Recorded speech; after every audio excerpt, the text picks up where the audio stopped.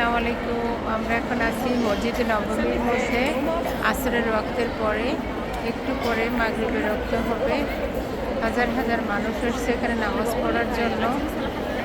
মসজিদের যে কি কারুকার্য, কি যে সৌন্দর্য, এটা ভাষায় প্রকাশ করার মতন না। ওই যে গেট দিয়ে মানুষ আসতেছে, কোরআন শরীফ সাজানো আছে।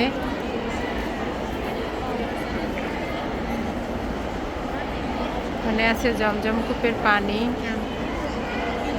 যে শুধু মানুষ আসতেছে বিপ্রা সারির মতন নামাজ পড়ার জন্য। এখন এখানে বাজে 5:30, 6:17 হবে মাগরিবের নামাজ। মাগরিবের নামাজ আদায় করার জন্য সবাই আসতেছে।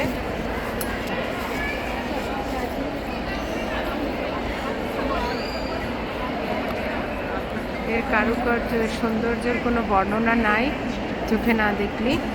আমরাও বসে আছি এখানে নামাজ পড়তেছি। আমি আর আম্মু আসছি, আমি আম্মুরে নিয়ে আসছি, আম্মু বসা।